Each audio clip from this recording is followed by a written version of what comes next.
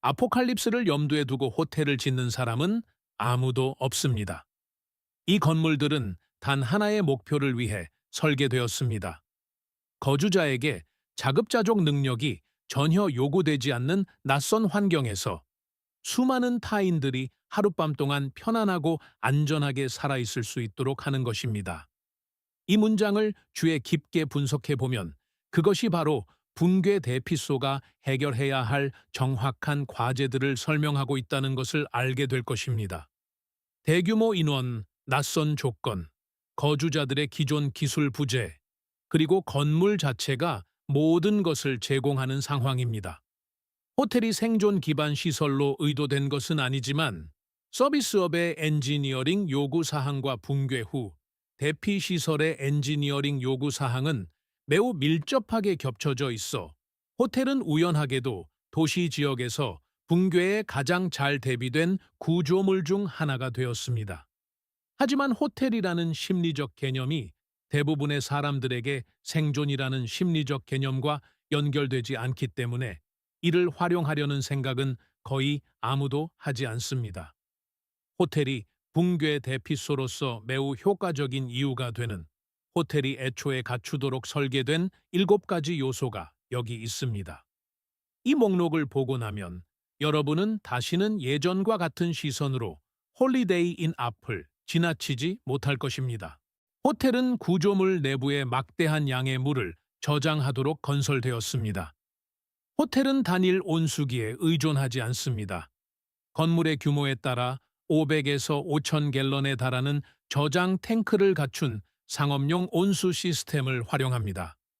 이는 모든 투숙객이 동시에 샤워를 하기로 결정하는 매일 아침 수십 또는 수백 개의 객실에 동시에 온수를 공급해야 하기 때문에 필수적입니다.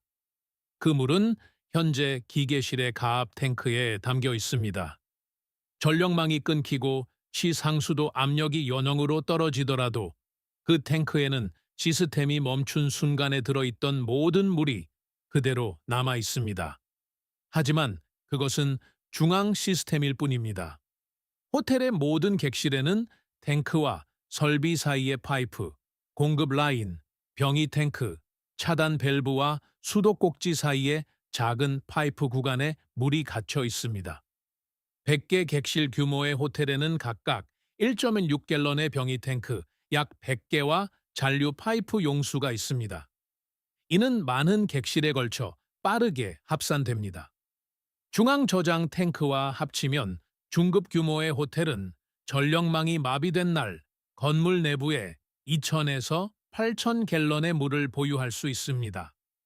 이는 외부 광원, 펌핑 또는 수집 시스템 없이도 접근 가능합니다. 그저 수도꼭지를 열고 탱크에 물을 빼내기만 하면 됩니다.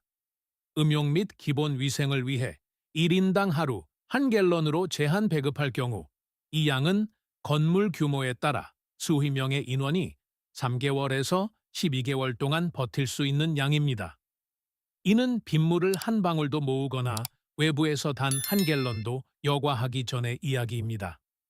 호텔은 여러분이 문을 들어서기도 전에 물 문제를 해결해 줍니다. 호텔은 방화 구조로 지어졌습니다. 단순히 화재에 강하거나 불에 잘 타지 않는 수준이 아니라 다른 민간 건물 유형은 거의 따라올 수 없을 정도의 방화 성능을 갖추고 있습니다.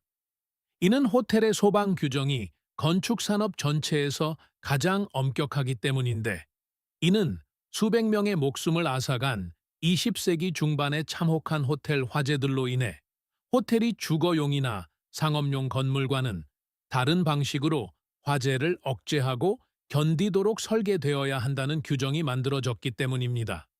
객실 사이의 벽은 일반적으로 콘크리트 블록이나 이중내화 석고보드로 되어 있어 최소 1.5시간 동안 화재가 다른 방으로 번지는 것을 방지하도록 설계되었습니다. 복대는 자동으로 닫히는 방화문이 있습니다. 계단실은 방화 대피 통로 역할을 하는 콘크리트나 조적조로 둘러싸여 있습니다. 1970년대 이후에 지어진 모든 호텔의 구조 골조는 나무가 아닌 강철과 콘크리트이므로 건물 자체는 타지 않고 내부 집기만 탈 뿐입니다. 구획화된 객실 설계는 화재가 발생한 방 안으로 불길을 제한합니다. 화염을 사용해 요리하고 연소 기구로 난방하며 수집해온 가연성 재료들로 가득 찬 구조물에서 생활해야 하는 붕괴 상황에서 호텔의 방화 구획화는 214회서의 조리 사고가 216호로 번지지 않음을 의미합니다. 건물의 한 구역에서 발생한 화재는 단일 객실이라는 콘크리트 상자 안에서 스스로 꺼질 수 있으며 나머지 구조물이나 그 안에서 자고 있는 사람들을 위협하지 않습니다. 이를 주방 화재가 몇 분 만에 전체 구조물을 집어삼킬 수 있는 일반 주택이나 불길이 저항 없이 옆으로 이동하는 개방형 평면의 사무용 빌딩과 비교해 보십시오. 호텔의 객실별 차단 설계는 처음부터 설계하려면 수백만 달러가 들 안전상의 이점이며 호텔은 이를 무료로 제공합니다. 호텔은 중복된 출입 통제와 자연적인 방어 기하학을 갖추고 건설되었습니다. 호텔은 건물을 출입하는 모든 사람이 로비의 단일주 출입구를 통과한 후 복도를 거쳐 각 객실에 도달하도록 설계되었습니다. 각 객실에는 상업용 잠금 장치가 달린 단일 강화 도어가 있습니다. 이것은 방어용 설계가 아니라 투숙객이 체크인을 위해 프런트 데스크를 지나가도록 유도하고 객실 간의 프라이버시를 제공하기 위해 설계된 서비스 워크플로우입니다. 하지만 전술적인 효과는 방어 레이아웃과 동일합니다. 감시, 바리케이드 설치 또는 통제가 가능한 하나의 1차 진입점이 있으며 이는 멀리서 다가오는 움직임을 볼 수 있는 선형 시야를 제공하는 복도로 이어집니다. 이는 독립적으로 확보하고 방어할 수 있는 개별 구획으로 연결됩니다. 호텔 객실의 문은 주거용 문보다 훨씬 튼튼합니다. 일반적으로 속이 꽉 찬 목재나 금속을 덧댄 형태이며 데드볼트가 있는 상업용 경첩에 매달려 안쪽으로 열립니다. 즉, 문 안쪽에 설치된 바리케이드는 문이 설계와 반대되는 것이 아니라 문을 지지하는 방향으로 작동합니다. 모든 문에 달린 외양형 피폴은 노출 없이 외부를 관찰할 수 있게 해줍니다. 복도 구조는 개별 객실에 도달하기 위해 로비, 복도, 그리고 계단실과 같은 일련의 초크 포인트, 통제 지점을 통과해야 함을 의미하며 각 지점은 감시, 경보 설치 또는 봉쇄가 가능합니다. 호텔의 한 층을 점유한 그룹은 해당 층의 계단실 문을 확보하고 엘리베이터 샤프트를 차단하여 누군가 객실 문에 도달하기 훨씬 전부터 모든 접근 경로를 가시화하고 소리를 들을 수 있는 방어 구역을 만들 수 있습니다. 이는 군사 계획가가 즉시 알아볼 수 있는 방어적 기하학입니다. 호텔은 방어 시설로 사용하려는 의도 없이 오직 투숙객 관리를 목적으로 이 평면도를 설계에 반영했습니다. 호텔은 막대한 양의 리넨과 직물 비축량을 갖추고 지어졌습니다. 호텔은 수건을 10장 가지고 있는 것이 아니라 수천 장을 가지고 있습니다.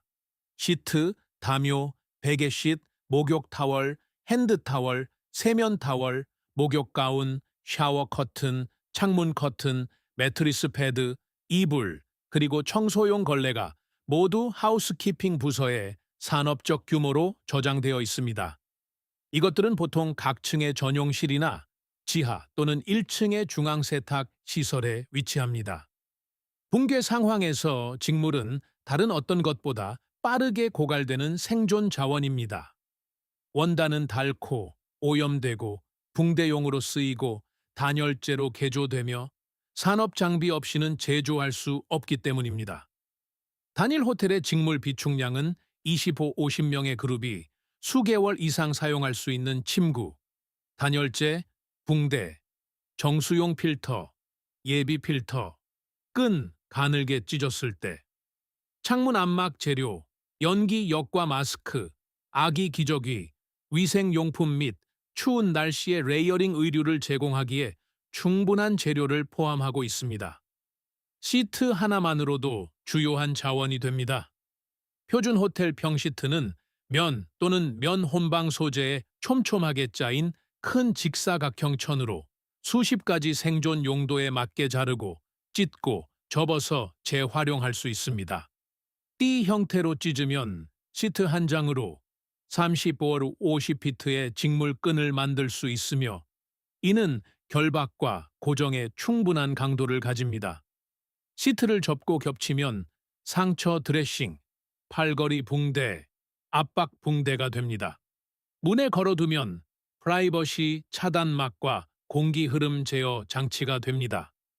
물에 적셔 틀에 걸쳐두면 더운 날씨에 기화 냉각 시스템이 됩니다. 호텔 하우스키핑 창고에 쓰이지 않은 채 놓여 있는 직물의 양은 구매하려면 수천 달러가 들며 주거용 건물에서 이 정도 양을 구하는 것은 거의 불가능합니다. 호텔은 제도적 규모의 장비와 공급망을 사용하여 수백 명을 먹일 수 있도록 설계된 상업용 주방을 갖추고 지어졌습니다. 조식 뷔페를 제공하는 소규모 호텔조차도 스테인리스 스틸 조리대, 산업용 조리기구, 전력이 끊겼을 때 들어있던 음식이 그대로 남아있는 워크인 냉장고와 냉동고를 갖춘 상업용 주방을 보유하고 있습니다. 건조 저장실에는 밀가루, 쌀, 설탕, 식용유, 통조림, 양념, 향신료와 같은 대량의 주식과 산업적 규모의 세척 화학 물질을 포함한 설거지 및 위생 시스템이 구비되어 있습니다. 레스토랑, 연회시설 또는 룸서비스를 제공하는 풀서비스 호텔은 이를 5배 이상 확장합니다. 호텔 레스토랑 주방의 워크인 냉장고 하나에는 냉장 없이 오래 가지는 않겠지만 상하기 전에 요리하여 섭취하거나 보존할 수 있다면 처음 488872시간 동안 엄청난 칼로리 횡재가 될 수 있는 수백 파운드의 신선 식품이 들어있을 수 있습니다. 건조 저장소는 더 장기적인 보물입니다. 대량의 쌀, 말린 파스타, 통조림 채소, 식용유 및 양념은 냉장 없이도 수개월 또는 수년간 보관할 수 있으며 배송 사이에 몇 주 동안 호텔 투숙객을 먹일 수 있는 분량으로 구비되어 있습니다. 식품 자체를 넘어 주방 인프라는 영구적인 자산입니다. 상업용 가스레인지는 종종 전력망보다 몇 주 더 오래가는 대형 프로판 탱크에 연결되어 있습니다. 스테인리스 스틸 표면은 나무나 라미네이트처럼 박테리아를 서식시키지 않습니다. 산업용 냄비와 팬은 개인의 식사가 아닌 단체 조리에 적합한 크기입니다. 주방 환기 후드가 옥상으로 연결되어 있다면 주거용 건물에는 전혀 없는 조리 연기용 내장 배기 시스템을 제공합니다. 호텔 주방은 이미 건설되어 있고 재고가 채워져 있으며 붕괴된 커뮤니티가 필요로 하는 바로 그 규모의 음식 준비를 위해 설계된 단체 급식 시설입니다. 호텔은 전력망과 독립적으로 작동하는 비상 전력 시스템을 갖추고 지어졌습니다. 소방 규정에 따라 호텔은 비상 조명, 화재 경보, 엘리베이터 복귀 및 비상 시스템에 전력을 공급할 수 있는 비상 발전기를 갖추어야 합니다. 작동 시간은 관할 구역에 따라 다르지만 일반적으로 몇 시간에서 며칠입니다. 대형 호텔과 럭셔리 숙박시설은 수백 또는 수천 갤런을 담는 디젤 탱크를 연료로 사용하여 건물 전체를 장기적으로 가동할 수 있는 규모의 발전기를 갖추고 있는 경우가 많습니다. 발전기 연료가 다 떨어진 후에도 발전기 자체는 건물에 이미 배선된 전기 배전 시스템에 연결된 기능적인 디젤 엔진입니다.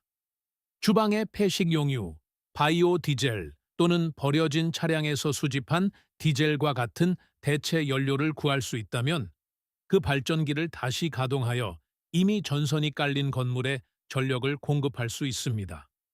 이는 주거용 구조물을 전력화하는 데 필요한 임시 배선이나 위험한 야매 수리 없이도 조명, 냉장, 워터펌프, 통신장비 또는 의료기기에 전력을 공급합니다. 호텔의 전기 패널에는 라벨이 붙어 있고 회로가 지도화되어 있으며 배전 시스템은 고부하 상업용으로 설계되어 있어 주거용 차단기를 즉시 내려가게 할 정도의 수요 수준을 감당할 수 있습니다. 여러분은 전기 시스템을 구축하는 것이 아니라 전문적으로 설치되고 점검 및 유지 관리되었으며 전문 전기 기술자가 아닌 기본적인 교육을 받은 유지 관리 직원이 운영하도록 설계된 시스템을 다시 시작하는 것입니다. 호텔은 서로 알지 못하고 신뢰하지 않으며 갈등 없이 가까운 거리에 공존해야 하는 대규모 낯선 이들의 집단을 관리하도록 설계되었습니다. 이것이 바로 모든 붕괴된 커뮤니티가 직면하며 대다수가 해결하지 못하는 사회 공학적 문제입니다. 호텔의 물리적 레이아웃은 너무 미묘해서 대부분의 사람들이 눈치채지 못하는 방식으로 사회 관리 시스템을 건축 자체에 내장하고 있습니다. 모든 사람은 물러나서 문을 잠글 수 있는 개인 객실을 가지고 있으며 이는 집단 생존 상황에서 대부분의 대인 갈등을 유발하는 사적 공간과 안전에 대한 심리적 요구를 해결해 줍니다. 복도와 로비는 10명의 인원이 한 방에서 자야 하는 강제적 상황이 아닌 자발적인 상호작용이 일어나는 공용 공간을 형성합니다. 층별 조직은 공유 시설을 통해 더 큰 커뮤니티와 연결된 상태를 유지하면서 내부 신뢰를 쌓기에 충분히 작은 규모의 자연스러운 하위 그룹을 만듭니다. 프런트 데스크 공간은 자연스러운 지휘 및 통신 센터를 제공합니다. 회의실은 집단 의사 결정을 위한 모임 장소를 제공합니다. 표준실, 스위트룸, 장애인용 객실 등 다양한 객실 크기는 별도의 공사나 개조 없이 가족 구성원 수와 필요에 따라 배분을 가능하게 합니다. 이 사회적 건축물은 붕괴 상황에서 집단 응집력을 해치는 두 가지 가장 큰 요인인 프라이버시 상실과 구조의 부재를 방지합니다. 체육관에 쑤셔 넣어진 30명의 낯선 이들은 대인 관계 마찰, 수면 방해, 사적 공간의 부재로 인해 신뢰와 협력이 무너지면서 며칠 만에 분열될 것입니다. 반면 공용 주방과 회의실이 있는 공유 복도를 따라 개인실을 배정받은 30명은 일주일 안에 기능적인 커뮤니티로 스스로 조직화될 것입니다. 건축물이 사회 구조 형성에 필요한 물리적 틀을 제공하기 때문입니다. 호텔은 단순히 집단을 수용하는 데 그치지 않고 그들을 조직합니다. 그리고 그 조직적 기능은 벽과 지붕을 합친 것보다 더 가치가 있습니다. 붕고의 대피소로서의 호텔의 모습은 이렇습니다. 7가지 기능이 모두 함께 작동할 때 여러분의 그룹은 2주 즉시 기계 시스템에 저장된 수천 갤런의 물을 확보하게 됩니다. 사고를 방지하는 방화 구획화 구조에 의해 보호받습니다. 선형 복도 뒤에 강화된 객실 문이 있는 단일 방어 로비를 통해 출입을 통제합니다. 침구, 붕대, 단열재 및 수개월 동안의 모든 직물 수요를 충족할 수 있는 수천 개의 직물을 보유하게 됩니다. 대량 식품 저장고, 전문 조리 장비 및 환기 배기 시스템을 갖춘 상업용 주방을 갖게 됩니다. 연료를 갖춘 발전기와 즉시 재가동할 수 있는 배선이 완료된 전기 배전 시스템을 갖게 됩니다.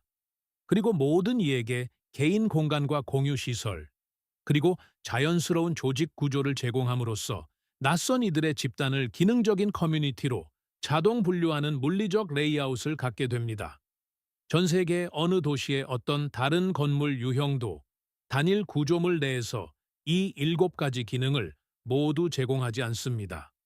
주택은 피난처를 제공하지만 규모가 부족합니다. 사무용 빌딩은 공간을 제공하지만 물 저장 시설이나 주방이 없습니다.